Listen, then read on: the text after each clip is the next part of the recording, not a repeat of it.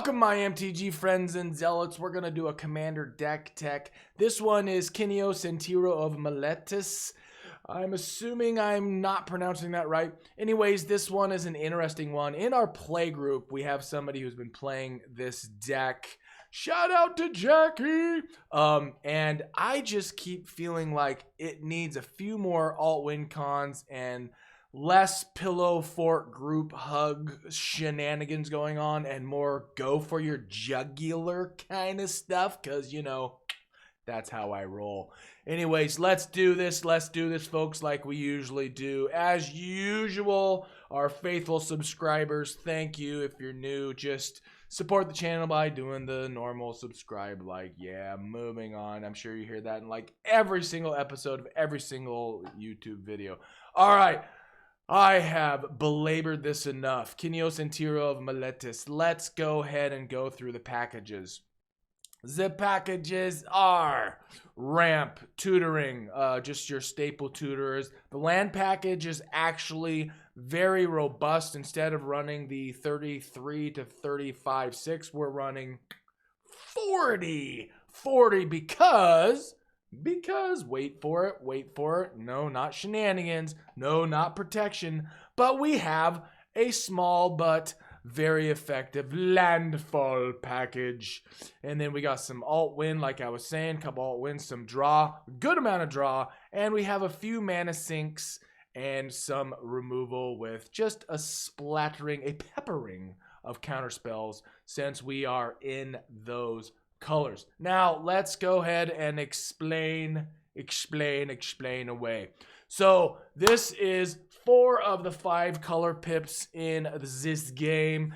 At the beginning of your end step, draw a card. So no matter what, you're drawing a card at the beginning, you're drawing a card at the end. So your net is net positive from your opponents, because each player may put a land card from his or her hand onto the battlefield, then each opponent who didn't draws a card.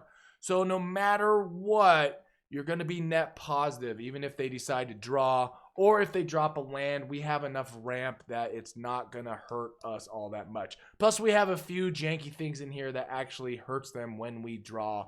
It's all fun in the hood. The hood. What? That nonsense. Nonsensical. All right, so the commander we have built around this, where yes, we're going to have a little bit of pillow fort and a little bit of a group hug. Pillow fort just meaning like, don't attack me, you can't attack me, I'm giving you incentives, go attack others. And group hug is, oh, let's all do wonderful things. Well, we've removed a bunch of the typical group hug crapola out of this deck, because you know what? I don't want to help my opponents. I want them dead. So they can scoop, and we can move on to the next game, declaring you as the wiener. I know it's not all about winning. It's not all about winning. It's about the experience, right? Yeah, right. All right, we're gonna blast through the ramp real quick. Arcane Signet, as you'd expect. Azuzas, because we want to be able to drop more than one land if we can. Again, we're running 40. We're running even a little lean for what I'm doing, but I've kind of moved some of the landfall stuff into the maybe board, that maybe if you wanted to revise this to your own liking and you wanted more landfall mechanics, there are a few things you could do with that. But, I mean, try it out this way. I promise you'll enjoy it. Zuz is in there. Birds, just a typical mana dork. Chromatic Lantern. It is a 3-drop, but I love the fact that it mana fixes like a madman or woman, whatever. Dryad also lets you drop an additional land each turn, and all of your basic land types, lands you control are every basic land type in addition to their other types as well. So serious mana fixing. Yes, indeed. Exploration, you may play an additional land on each of your turns. Some of these cards, for like some of the mechanics of play additional land stuff, are a little spendy if you don't have them. There are alternatives in the maybe board. I am doing so much with my hands. I'm going to tone that down a little bit. Oracle of Muldiah, you can look at the top of your deck, play a land off top of it, and you can also play with the top card of your library revealed. Yeah, that. So just keep in mind, if you're playing Oracle, play them first, and then flip the card on top of your library and play that land. Don't make the mistake I've made multiple times where you play the land out of your hand and then Oracle, and then you go, oh, there's a land on top. Sky Shroud Claim, one of my favorite all-time ramp cards for mana. Sky Shroud Claim, 4-drop to go grab 2 forest cards and put them in untapped. Now, this could include a Triome, although the Triome will, no matter what, come in tapped because that's its mechanic. But anywho, Smothering Tithe. Smothering Tithe is awesome because there are going to be a lot of instances where your opponent's going to be drawing more than one card. And that's awesome because then we'll get some tokens because they're probably not going to pay the 2. Pay the 2? Pay the 2? Soul Ring, yes, of course, playing the Soul Ring. All right, Wayward Swordtooth, kind of specifically in here for the synergies of this deck. You can play an additional land on each of your turns, and it can't attack or block unless you have the City's Blessing, which is going to be most likely, especially early to mid-game. Not super early, though. Oh, we are into protection already. Blazing Archon. Like I said, we're gonna pillow fort this bad boy. Flying creatures can't attack you for 6 white, white, white. So this is a mid-game, late game. Haha, you can't get me. Nope, nope, not at all. Crawl space, and we're also comboing this up with the Ith land, the Maze of Ith. No more than 2 creatures can attack you each combat. And then if you have the Maze of Ith out, you can keep that one from attacking. So one of those 2, in theory, could also not be attacking you. Plus, they're going to have to pay extra stuff if you have Ghostly Prison out, 2 per creature. Heroic Intervention, typical stuff you see in most of my decks in green. Permanents you control gain hexproof and indestructible at the end of turn. Platinum Angel, yes, it made the cut, folks. Platinum Angel, you don't see this one in many of our deck techs, but this one, it's in, folks. 4/7, flying, you can't lose the game and your opponents can't win the game. Boom, shakalaka. This thing is disgusting. Often your opponents will scoop late game because they don't have an answer, especially with all of our other shenanigans out there. Primicon, Sky Rampart. Yep, this is the one where when it hits the battlefield, you get to choose whether opponents can only attack to the left or to the right. So assuming you're playing with more than 1v1, this one is fabulous and obnoxious and annoying. But hey, we're not here to make friends because hopefully you're already friends with people you're playing with. Yes, we're actually here to make friends. Who doesn't want to make friends? Don't you want to make friends? I'll be your friend. Privileged position 2, green, white, green, white, green, white. So either or. Other permanents you control have hexproof. That's right. They are not going to be targeted, so hopefully there aren't too many exile spells for mass removal. Propaganda, another pay 2 to attack with a creature. Sphere of Safety, creatures can't attack you or planeswalkers you control unless their controller pays X for each of those creatures, where X is the number of enchantments you control, which is most likely gonna be a Shazizzleton. I am trying so hard not to swear in these. I did a good job, right? 2 thumbs up. 2 thumbs up in the comments, man. Or woman. All right, Sterling Grove to protect all of our other enchantments. Other enchantments you control have Shroud. It doesn't protect your artifacts, but we're running way more enchantments than artifacts. So, yeah. Wah-ah-ah. For 1, sack it. Search your library for an enchantment card, reveal it, then shuffle and put it on top. Yes. Teferi's Protection. We all know what this does by now, right? Faces all of our Shazizzle out until our next turn. Our untapped step. Can't win the game. Can't lose the game. Can't lose life. Blah, blah, blah. All right, so we do have 2 alt wins in here. Ooh, I really am using my hands a lot. So this is a really janky card. We all know it. We all find it annoying. Approach of the Second Sun. You cast it. Now, this is important. You're going to cast. So even if it gets countered, I want you to keep that in mind. So if this spell was cast from your hand and you cast another spell named Approach of the Second Sun, then you win the game. If not, you put it 7 down in your library and gain 7 life. Now, there are a couple cards I decided to specifically not run in here because it's basically just an insta win. I'm going to actually show them to you. They're in the maybe board. If you find it hilarious enough to put them in, by all means, put them in. So let's say you cast that. All right, and then you decide to run Unsubstantiate for 2. Return target spell or creature to its owner's hand. So if you cast Second Sun, and then you cast Unsubstantiate to return your own spell, Second Sun back to your hand.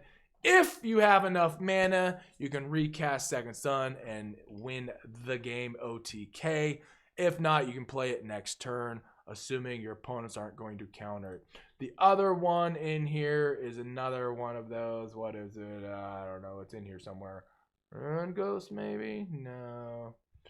Oh, I don't know. There's one more in here. It's escaped me at Failure. Yes.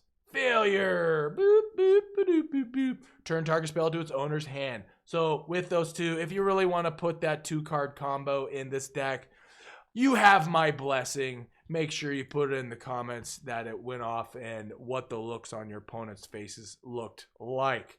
All right, the other alt-win con we have. Oh, and also keep in mind, even without running those 2 cards, the super jank combo, we're drawing enough cards each turn, theoretically, that Approach of the Second Sun is going to come right back into our hands very, very quickly. The other insta win we have is Helix Pinnacle with Shroud itself. Put X tower counters on Helix, and if you got 100, 10, 20, 30, 40, 50, 60, 70, 80, 90, 100, you win the Awesomeness Maximus game. Yep. It's fun.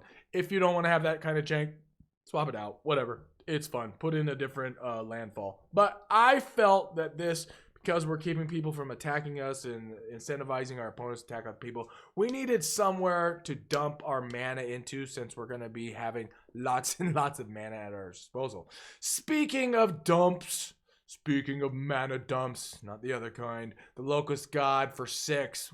Ooh-wee! Gee, Rick! 6. Well, flying, whenever you draw a card, create a 1/1 blue and red insect creature token with flying. Get ready for a bunch of tokens, yo. And for 4, draw a card, then discard a card. When it dies, return it to its owner's hand, beginning of the next end step. Everything about this card is so gross and hilarious.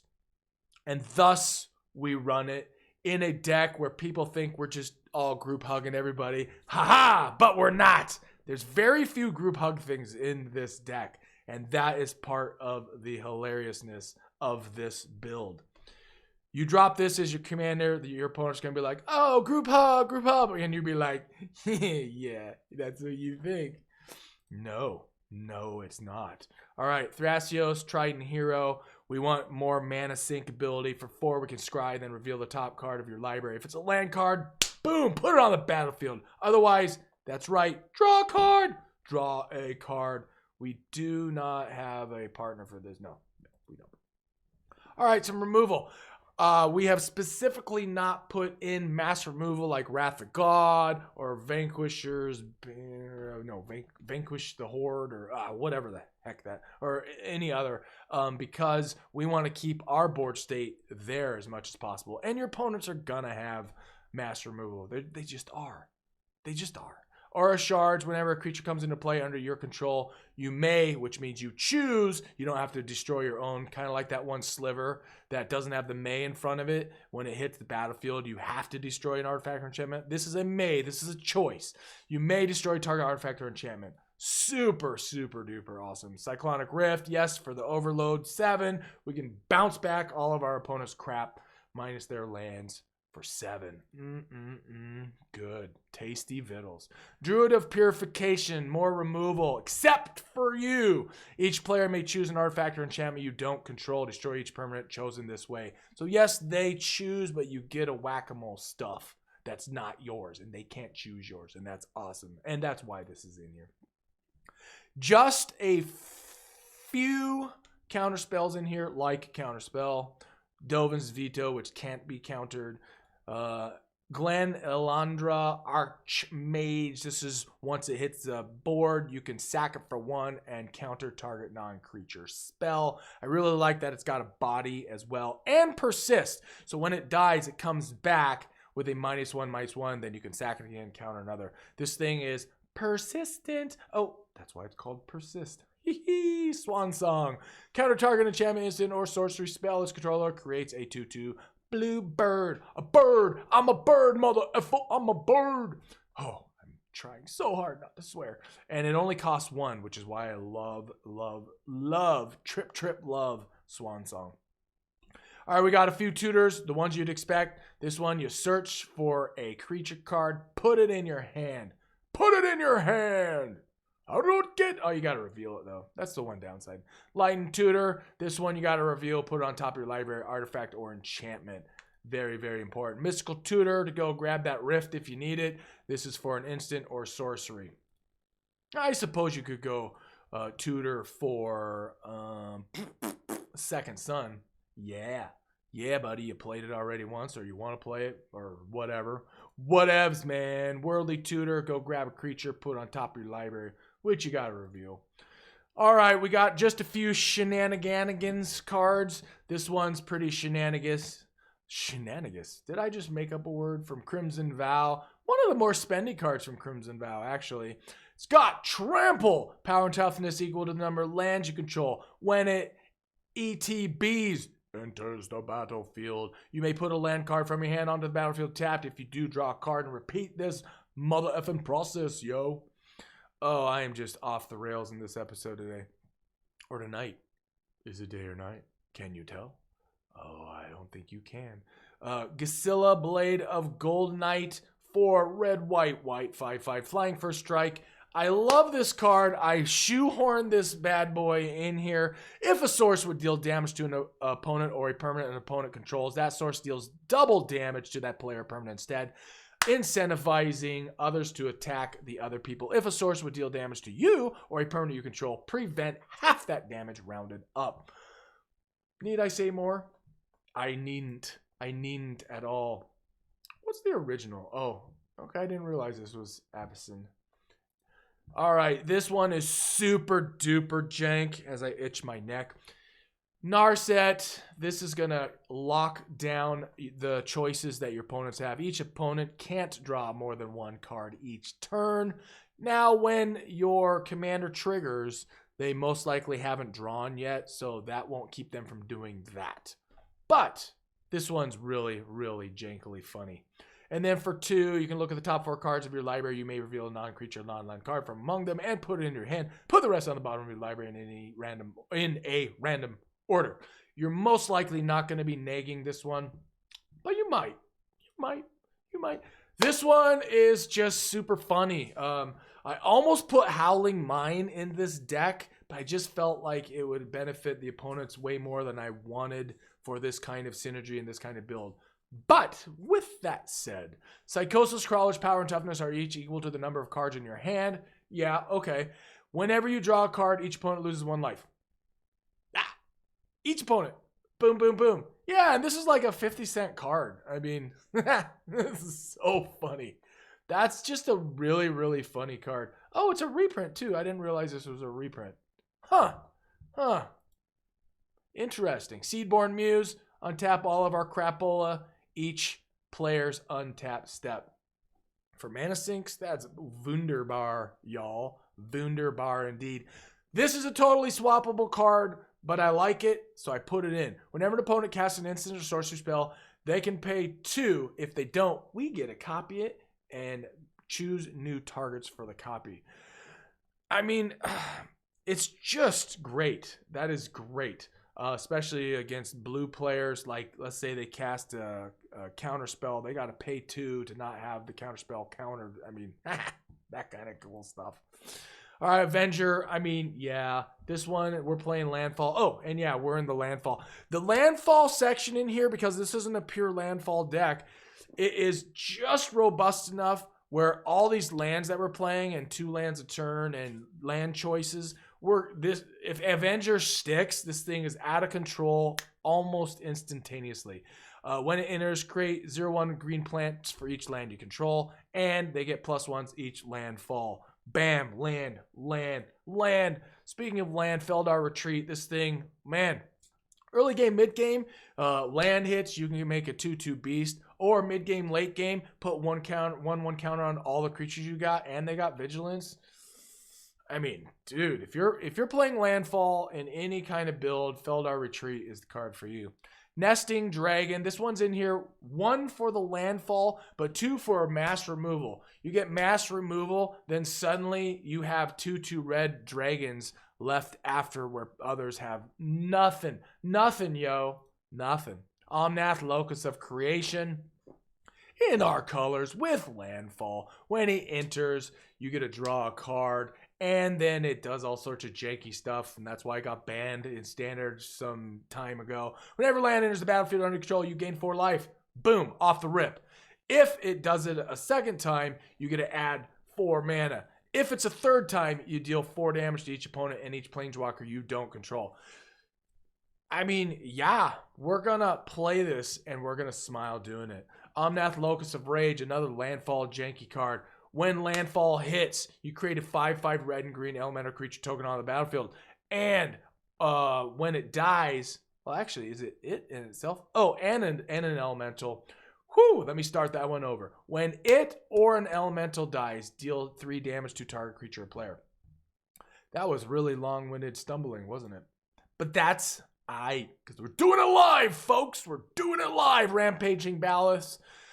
Another 50-cent card. I think this was in the original was this a precon? Ah, man, I don't even remember. All right, Rampaging Landfall. You get a 4/4 beast for your troubles.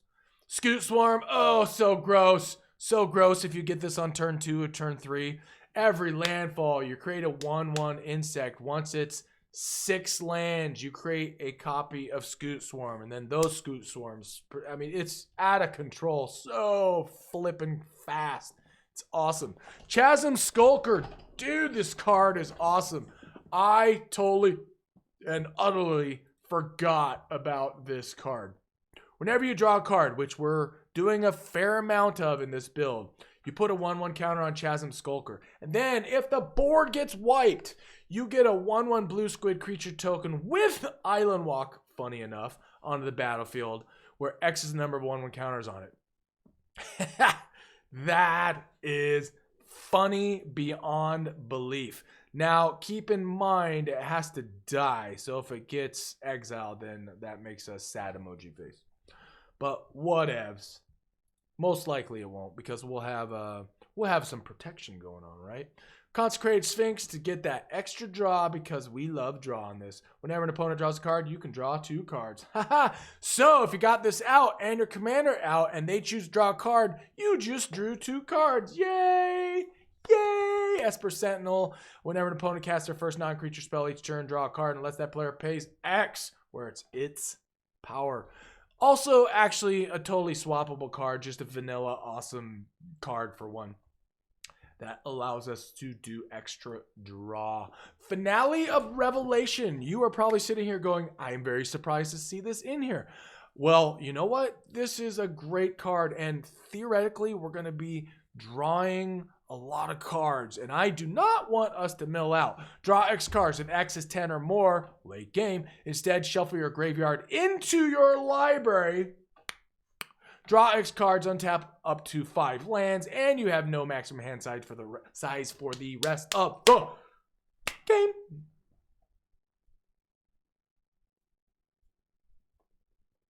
Moving on. All right, Mystic Remora. Cumulative upkeep 1. Whenever target opponent successfully casts a non-creature spell, you may draw a card. That player may pay 4 to counter this effect. So, I really decided lately that I love this card. If you're in blue, this is a definite consideration, because so often your opponents are not going to be willing to pay that 4. And it costs you a mere 1 cumulative upkeep. So, turn 3, once it's out there, you put it in there. Cumulative upkeep means you got to pay 1 to keep it there for the next turn, then 2, then 3, then 4. So by the time you've decided you don't want to pay the cumulative upkeep of 5, 6, 7, whatever it is definitely gotten you the card you wanted. Rhystic Study. Who doesn't love to play Rhystic Study, and who doesn't hate to play against Rhystic Study? Whenever opponent casts a spell, you may draw a card unless that player pays 1. Gotta pay 1. Gotta pay 1. Just remember to ask. And yes, it will annoy them, but ask anyways. Tatyova Benthic Druid. Whew, I had to say that slow to not screw it up. Whenever land enters the battlefield under control, you gain 1 life and draw a card. You do not card. You do not have a choice. It's and draw a card. So this is not a, oh, I forgot to draw a card. It's you must draw a card. Tireless Tracker. This one is in a pinch. We can still do some draw. Whenever land enters the battlefield under your control, investigate, which means we get a clue artifact that we can crack and draw a card. Whenever you sacrifice clue, put a 1/1 counter on Tireless Tracker. We don't even really care about that last part. Wizard class. Oh, another card where you're like, ooh, I'm very surprised to see this here. 1, you have no maximum hand size. 2, for 3, when this class becomes level 2, draw 2 cards. And then for 5, yes, 5, whenever you draw a card, put a 1/1 counter on target creature you control. This thing is fabuloso, and it's an uncommon card, and it works wonderfully in this build. All right, we're going to go through this land package relatively quickly. Alchemist Refuge for 2, you may cast a non-land card as though it had flash. Otherwise, you can tap it for 1. We are running the fetch lands in here. Fetch land. We are running the shock lands in here. We are running the having 2 or more basic lands, most of them in here, so they can come on untapped. I'm a big fan of untapped lands, so we don't lose that land each turn. Command Tower, more of the Innistrad comes in untapped with 2 or more lands. Fetch lands. We're running just 2 forests, fetch lands, Homeward Path. So at least in a lot of my groups, people love to steal stuff, to reanimate, to do this, to do that. So this is a way to go grab back the creatures that are yours. That's why we have Homeward Path in here. I think it's super powerful.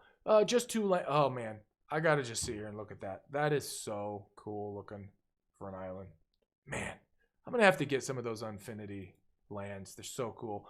We got the couple of the trio or the relevant triomes in here. We can fetch these because they are Forest, Island, Mountain, but they do come in tapped. The one downside of the triomes. Maze of Ith, like I was saying at the top of this episode, you can untap target attacking creature, prevent all common damage that would be dealt to and dealt by this creature this turn. Yes, especially if crawl space is out there. More fetches. Oh, we're running just 1 really cool looking mountain. Man, that's so cool. That is Blood Moon right there, if you ask me. All right. Prismatic Vista. I don't know why it's all the shiny, funky looking one. The foily one. Fetch for whatever one we want. Basic land, don't forget that. The other triome that's relevant comes in tapped.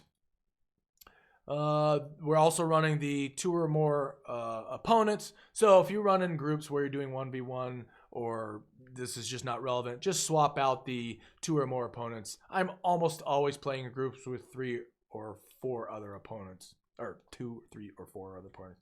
Reliquary Tower, so we have no max hand size because we are most likely going to have more than 7 at any given turn, usually.